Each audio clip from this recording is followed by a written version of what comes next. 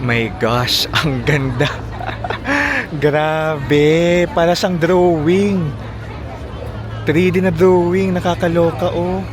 Ay, napakaganda mo Shanghai. Ang ganda talaga ng architectures dito guys. Oh, nasa 192.57 pesos lang po ito. Nandito na tayo guys sa second and final hotel natin. Hello guys! Ni hao! Kumusta kayong lahat? This is Dave, the Kuripot Traveler at nandito tayo ngayon sa Shanghai, China. So it's our first day here in Shanghai at nandito pa tayo sa accommodation natin. So before ako lumabas, 'di ba, may mga ginagawa-gawa muna ako kasi mamaya magka-cafe tayo. Ito yung hostel natin. This is called High Cozy Hostel na nasa magandang area siya guys. It's around Nanjing Road area na very major tourist spot. It's our second time here in Shanghai. First time ay noong January. So nag-Beijing muna tayo noon and then nag-Shanghai tapos Shanghai na yung exit natin. I-comment ko yung bullet train link na nabook natin. Okay? Super nice to be back. Kung magbubook kayo ng hotel sa Agoda, you can use my promo code DAVEAGODA, capital letters yan, and make sure to redeem on Agoda mobile app. Punta lang kayo sa deals page sa baba para maka 10% off kayo. Alam nyo bang pwede rin kayo mag-book ng activities and tours sa Agoda? Use my promo code KURIPOTAGODA for 5% off. I-click nyo na lang din yung link sa comment section to redeem. Yung Klook code naman natin na Dave Gino Klook, one-time redemption na lang siya. So kung wala na kayong ma-redeem, you can explore Agoda. Winter, nung last time nagpunta dito, sobrang lamig. Ngayon naman, it's summer, it's June. Okay, so samahan nyo lang ako on our first day kasi plan ko mag-cafe. If you really want to explore a city na nakakagulat siya sa ganda. Para siyang AI, tapos great mixture of history and modernity, Shanghai is for you. Mind-blowing lalo na sa gabi, yung Nanjing Road. Pati yung old city ng Shanghai. I-comment ko yung link ng accommodation natin. Okay, sa baba. Nabook natin to ng 958.90 pesos sa Agoda for one night. Okay? Make sure na meron kayong Alipay. It's King here na application. So you can download it sa phone ninyo kasi yun yung ginagamit natin sa pagbabayad. Some restaurants or mga transaction dito na hindi nag-accept ng card. Pero may iba din naman na nag-accept ng card. It's really Alipay. So for example, kagabi, yung transportation Alipay yung ginagamit ko. From the airport, kasi madaling araw na tayo dumating, nag-late night bus tayo, Alipay yung ginamit kong pambayad. Alipay and eSIM, it's important, yung internet natin, it's important to stay connected. Tapos may tinatawag na Great Firewall, yung China. So it blocks different social networking sites or applications such as Facebook, TikTok, Instagram. Pero guys, kung i-book nyo yung eSIM na nabook natin, hindi nyo na kailangan mag-install ng VPN to access these specific websites or apps. I-comment ko yung link sa baba, okay? Sobrang mura kasi my gosh. Siyempre, ginamit ko rin yung promo code natin na Kuripot Agoda. From 400 pesos for 5 days, naging 333 pesos na lang siya. So, nakapag-hotspot tayo ngayon with my laptop, the other phone that I have. So, it's so convenient. Important dito na connected tayo for navigation, sometimes for Google Translate. Gumagana naman yung Google Translate, guys. Good day, Shanghai! Ayan, lakad-lakad tayo. So, dito tayo naglakad kaninang madaling araw papunta sa accommodation natin. Ayan, naka-go! Let's go!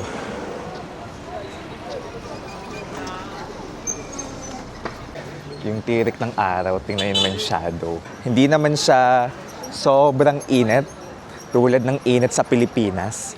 Pero may mga nabasa ako pagdating ng July, similar siguro sa Japan, sa Korea, na sobrang init pagdating ng July or August. But now, sakto lang, tolerable pa. Makapaglakad pa tayo. Let's go! Ito na, yung famous na Nanjing Road. Sobrang ganda nito sa gabi. Ito naman, yung katabing road ng Nanjing Road. Gusto ko dito, may mga puno-puno, oh. May mga greens pa. May shade yung nilalakaran natin.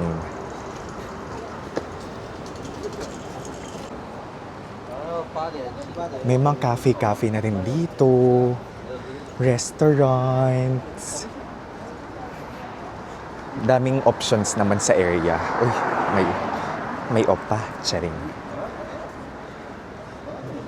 Tara. Walking tour is life. Ayun, may cafe. So kung mag-work kayo, ang dami namang cafes na option. Parang ang laid back lang niya, no? Sa area na to. Very walkable yung Shanghai. Tingnan nyo yung mga sidewalk. Maluwag naman. Kaso may mga nakaparada na motor. Daming motor. Oo. Ayan, may bus. Sa mga transpo, ano lang naman, Alipay is key, tulad ng nabanggit ko kanina. Charming ang Shanghai, guys. Tingnan nyo yung mga European style structure. Kasi heavily influenced yan ng British na tawag dito, nanirahan din sa Shanghai noong 1800s to 1900s. Tumawid na lang din ako kahit nakapula yung tawag ng stoplight kasi tumatawid din naman yung locals. Kasi kung makita ng Lebanese restaurant, Lebanese cuisine, I feel Shanghai is really a melting pot of culture. Ang ganda talaga ng architectures dito, guys. Oh, it's giving Europe. Yung Shanghai, it's really a mixture of China and Europe. Yung atake. Yan, may church pa, oh.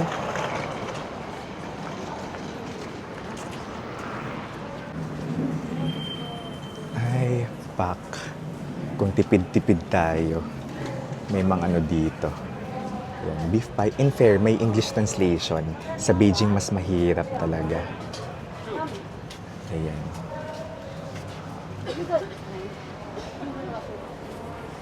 Ay, may pa-subway station dito.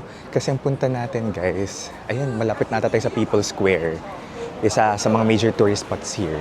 Ang punta kasi natin ngayon, guys, magka-cafe tayo, Starbucks. Itong pinupuntahan natin, a mall. Raffles yung tawag. Okay. Ito, may mga damit-damit na sa loob, shops. So, nasaan yung Starbucks? In fair, guys, malamig yung hangin. Yung araw lang talaga yung nakakainit. Ay, may KFC. Yung KFC nila parang may isang buong manok. Wait lang. Di ma-zoom. Ayun, parang may isang buong manok. This mall is called Raffles City. Ay, eto, may Starbucks na dito, guys. Ay, maraming upuan. Super nice. Ah, okay. Ayan, may mga pa. Parang partition kung saan talaga tayo pwede mag-work. Kain muna tayo. Ayan yung in-order natin, guys. Oh, thank you so much. Check it out natin yung pastries nila. Pero ako, nag-sandwich ako, tapos milk tea. Tapos ito yung ibang pastries nila. So, gumamit lang ako ng card. Sabi naman ng cashier dito, they accept card naman. As much as possible, I'll use my card para matatak ko na rin real time magkano. Tapos may cashback. So, again, C-Bank lang tayo or Maribank. Let's go. Tinanong ko kasi, not everyone requires Alipay only. So, sabi naman niya, yes. So, some talaga may card. Even feeling nga niya 50-50. Yung Starbucks nila dito, guys, silang nagde-deliver. Hindi tinatawag yung pangalan. Silang nagde-deliver ng food and drinks natin. So this one, sandwich, and this one, milk tea. Nasa 620 pesos. Nakakashback tayo ng mga 6 pesos. 620.84 pesos yung dalawa. Tapos ito maganda kasi nakahanap tayo ng spot. Wala masyadong, hindi siya punuan. It's perfect para sa mga, gusto pa rin mag-work. Diba? Just like me. May meeting ako ng 1 p.m. Gusto ko yung mall na to, hindi siya yung super jam-packed na mall talaga. So look, ang daming pwedeng upuan pa dyan. Tapos may saksakan, pakita ko sa inyo. May saksakan, oh. Tapos, tayo naman natin yung sandwich, guys. Mainit-init pa siya. Hindi ako food vlogger,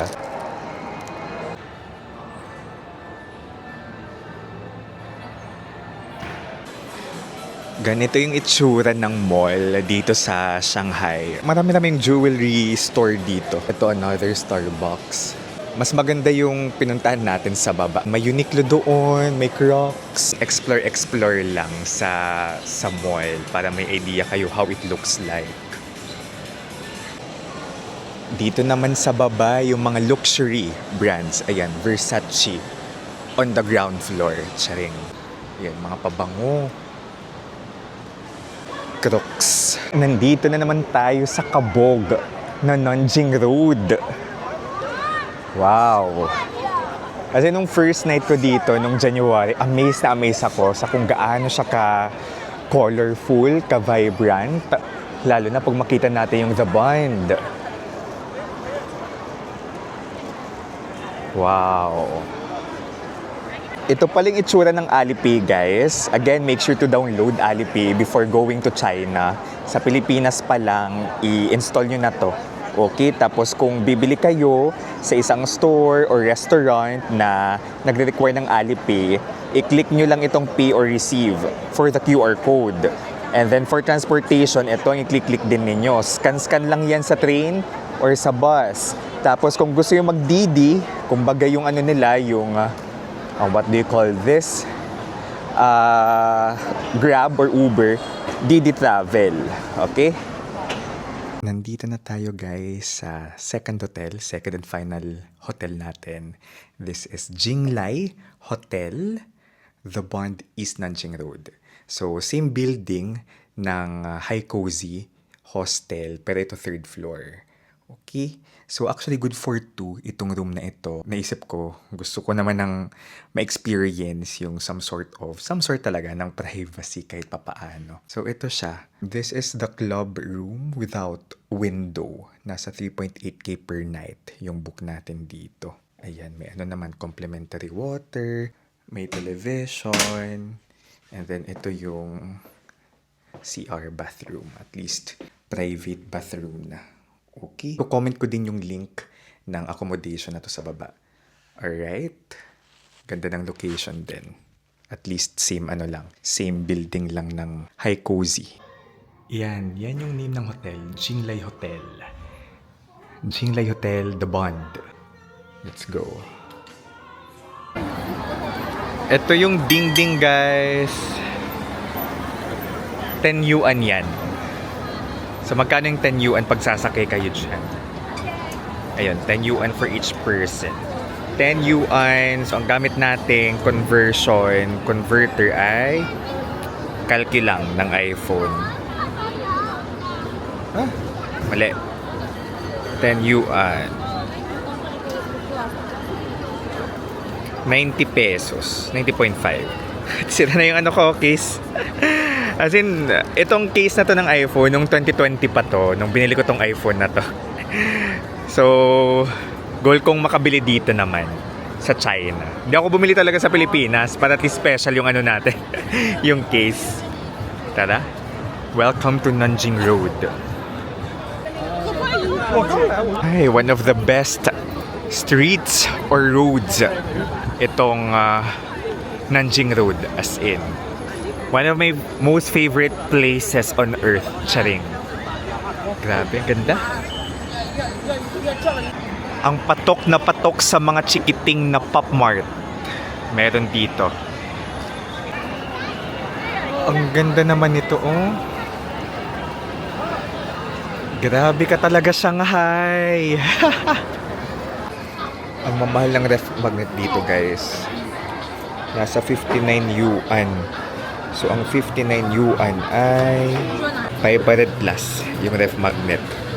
Pero, maganda naman siya. Pero, makakahanap tayo ng mas murang ref magnet sa AP Plaza kung saan tayo nag-shopping last time. Shopping, namili ng ref magnet. 10 yuan or around 80 pesos.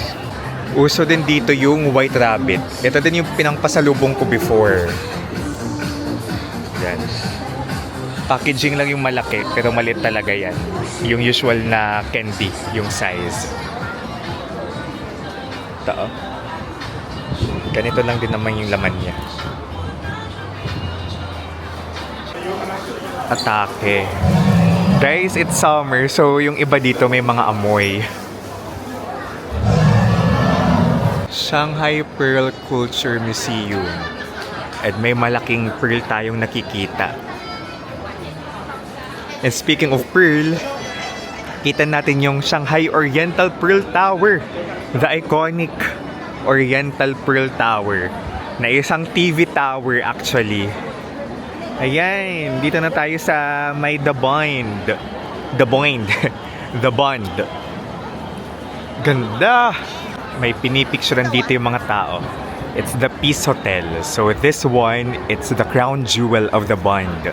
So established ito noong 1929.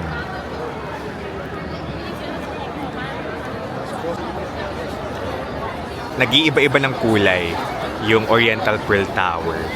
So nandun naman yung Shanghai Tower, yung parang pa-spiral. So that's the tallest building in China. And nasa top 10 yan ng tallest buildings in the world. My gosh, ang ganda. Grabe, para siyang drawing. 3D na drawing, nakakaloka oh. Wow. Ay, napakaganda mo Shanghai. We're here again guys, dito sa The Bond. This is a symbol, iconic symbol of Shanghai. So sa likod natin, that's the old. Tapos ito, the old meets the new. You know, or the future, the modern. So yan yung Pudong area. Alright? And then ito yung very European na old style ng architecture dito sa Shanghai. Ganda. Grabe. Ito yung Shanghai Tower guys. So that's the third tallest building in the world. Ito na guys, nasa Hongyi Plaza tayo. Tapos nag-crave kasi ako ng noodles nila. I mean dito sa Yang's Fried Dumpling. Yang's Fried Dumpling pangalan nito, okay, sa Hongyi Plaza. Nasa basement siya. Yes, nasa 192.57 pesos lang po ito. Pero wala sila yung bestseller nilang dumplings talaga. Ay, nasa ba yung dumplings? Ayun. Hindi available guys. Sayang. Ang nice kasing i-pair niyan dito. Ito yung last lunch natin dito nung January. Kaya nandito ulit tayo. Sobrang sarap. Tapos imagine nasa 192 pesos lang. 0.5. Tara kain. Wow. Yang's Fried Dumpling yung pangalan nito ah. Yang's. Y-A-N-G apostrophe S. 你在这等会儿吗？你是我这个你10 PM sila 一 naglo-close. 个都没有了。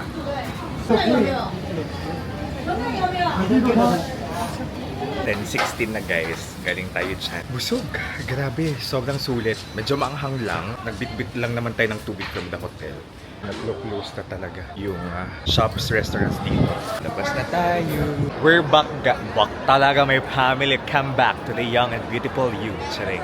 Nandito tayo ulit sa may Dabod na area. Kasi gusto ko lang tingnan kung tapos na ba yung mga pailaw dito. Kasi nung nandito tayo nung winter, 10 PM, wala. Patay na yung mga ilaw. But this time, it's already 10:35 pero bukas pa rin. It's perhaps because of summer ngayon. So, depende siguro kung anong oras nagsa-sunset, ganun. Pero ngayon, buhay na buhay pa rin ang Nanjing Road. May dami pa rin tao. This is what I love about Shanghai. It's very vibrant, diba? Ganun ako as a person. I prefer yung mga vibrant na areas, yung mga matao na areas. Feeling ko it's me being an extrovert na pumupulot ng energy sa dami ng tao. Yun. And may nakangiti. And syempre, mas gusto kong nag-stay sa area, for example, for accommodation. Mas gusto ko na yung hotel ko ay malapit lang dito sa area para lalakarin na lang natin sa gabi, di ba, pauwi. Mas night owl ako versus morning person. Kayo guys, anong klaseng traveler din kayo? Mas gusto nyo bang nag-explore sa gabi or sa umaga? So ako both naman. So siguro mga hapon or mga late morning na ako lalabas tapos uuwi ng gabi na. And it's nice to be back talaga dito sa Shanghai. The energy it's giving, whether it's winter or summer. Actually, yung weather ngayon, it's June, diba? Malamig yung hangin. Malamig yung hangin ngayon. Mag-11. Pusin ko na yung vlog dito. This is Dave, the Kuripot Traveler. Here from Shanghai, China. Let's live our best lives. Bye-bye! Woo! During summer, it's June, 11 p.m. Nagko-close yung mga ilaw. I mean, namamatay. Pero grabe kung bukas yung mga ilaw, para tayong nasa sci-fi. Sci-fi. Parang gumagalaw yung mga building, very AI.